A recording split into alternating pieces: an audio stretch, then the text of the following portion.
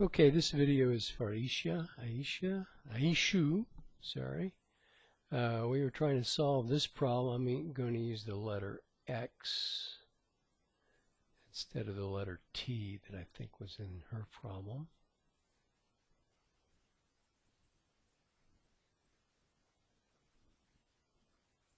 But that was the problem.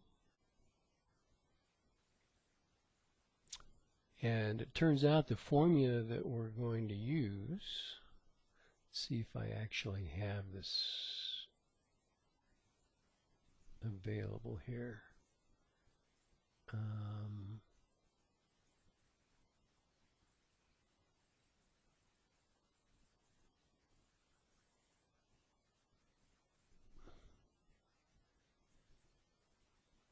Yes, there's the formula that we're going to use. The formula for the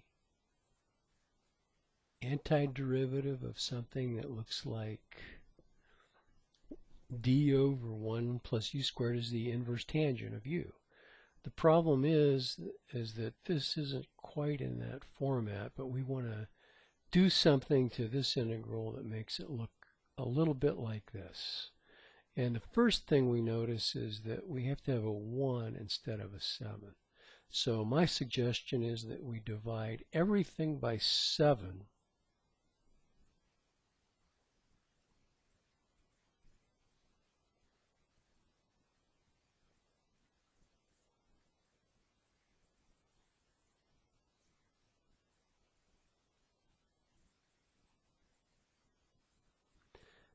Simply so that we get a 1 right there. And then we're going to try to write this 1/7 x to the 4th as something squared. So while I'm at it, I'm going to pull out that 1/7. In the numerator, I'll have x dx. In the denominator, I'm going to write this as x squared over radical 7, the quantity squared, plus 1. Now we've got something that's formatted like u squared plus 1 in the denominator, and this x in the numerator conveniently allows us to use substitution. We're going to let u equal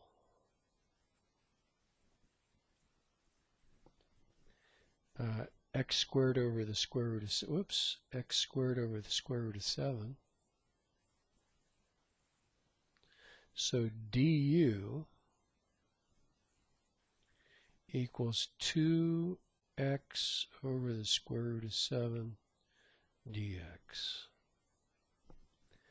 Okay, so in order to be able to substitute du into this expression, I have to introduce a 2 over radical 7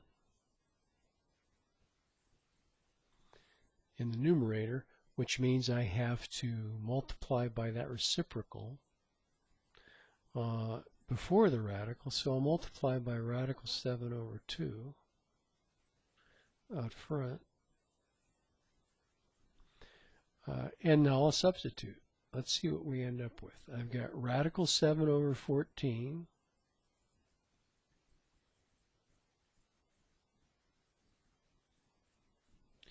I've got 2 over radical 7 x dx is really du.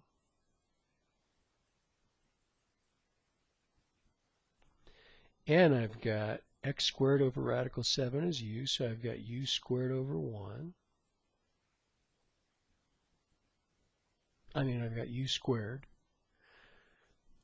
plus 1. And now the antiderivative, using this formula right here, of this expression is the inverse tangent of u. So radical 7 over 14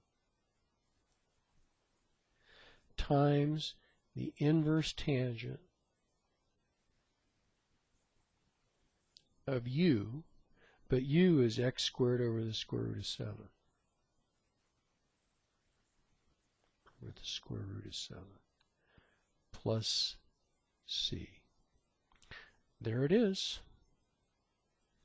And I think you'll see that if you take the derivative of this, using the formula for the derivative of an inverse tangent and the chain rule, you'll get back to this guy right here. So it was knowing how to use this formula and putting the expression into a format that simulates that is what you needed to know. Not that easy a problem, but once you've done a couple, it's not that hard.